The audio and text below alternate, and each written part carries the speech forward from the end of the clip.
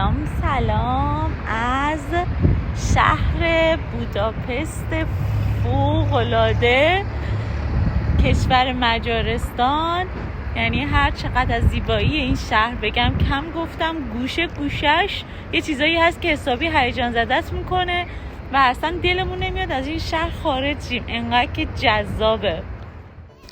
شهر بوداپست که به ملکه دانوب هم معروفه، در حقیقت از دو بخش بودا و پست تشکیل شده. این دو بخش دو طرف دانوب قرار گرفتن و به واسطه چند تا پل به هم وصل شدن. ریشه بوداپست در حقیقت به دوران رومیان برمیگرده، ولی بوداپستی که امروزه ما میبینیم تو زمان حکمرانی اتریش مجارستان تو قرن 19 ساخته شده. بوداپست دومین شهر بزرگ اروپای مرکزیه و امروزه از هر 5 تا مجارستانی یکیش توی پایتخت یعنی مجارستان زندگی میکنه.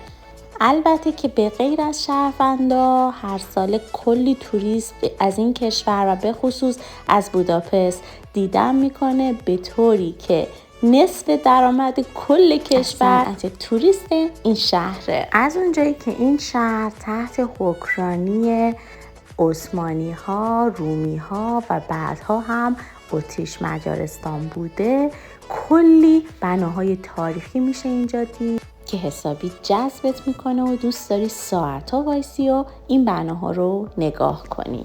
اینجا هم میدان قهرمان بزرگترین و مهمترین میدان بوداپسته. مجسمه‌هایی هم که میبینید مجسمه‌های رهبران ملی این کشوره.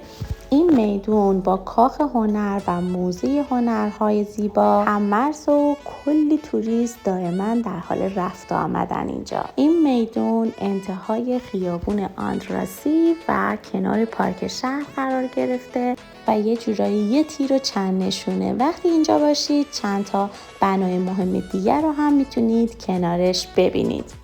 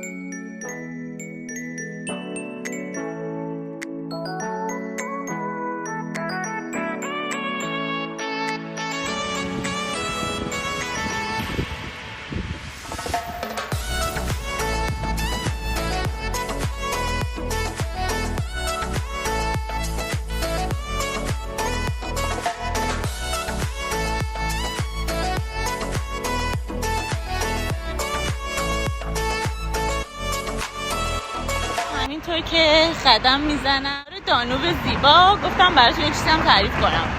اینجا شهر قشنگی، خیلی هم قشنگه، هتلاش ارزونه، قیمت رستوراناش اینا مثل آلمان تقریبا اوکیه، همه چیزش، هواش هم اوکیه. یه چیزی رو باید بدونید، یکی این که مشکل پارکینگ داره اینجا وحشتناک.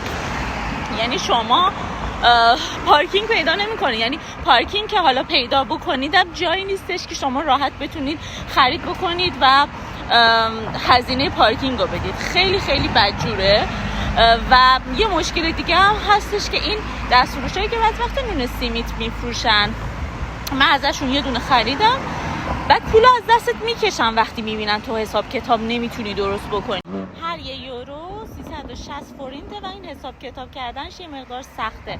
مثلا من یه دونه نون از این سیمیتا از کنار خیابون گرفتم، فوق‌العاده نرم و تازه و خوشمزه بود، ولی رفتم پولو حساب کنم هی بهش میگم چقدر میشه، درست جواب نمیداد. انگلیسی هم که اکثرا نمیتونن صحبت کنن و چیکار کرد، پول از دستم، یعنی اومدم که حساب بکنم، پول از دستم کشید. به جایی که 1500 فورینت برداره 6000 تا برداشت. یعنی قیمت این سیمیته تقریبا 4 یورو بود این طرف 16 یورو برداشت. بعد منم فکر کردم که یه 500 و یه 1000 برداشته که 1500 تا میشه.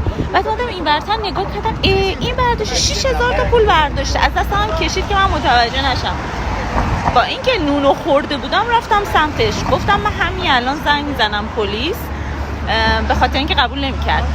هیچی دیگه، من گفتم زنگ میزنم پلیس و اینا، چون دست فروشه خیلی ترسید. گفت وای ببخش من سرم اینجوری گذاشت رو سر که مثلا من متوجه نشدم اشتباه کردم. باز با این حال باز که رفتم مثلا من یه پول بهم بده، باز داشت سرمو کلا می‌زد. باز می‌دید که خیلی سخت حساب کتاب کردم، صرافت کل پولو بهم داد. یعنی انقدر معصبی شده بودم حتی دیگه پول اون سیم‌ترم ازم نگرفت، به خاطر اینکه واقعا کلاهبردار و خیلی خیلی مراقب این کلاهبرداران باشید. در جریان باشید. قیمت این سیمی تا 1500 تا، یعنی مثلا 4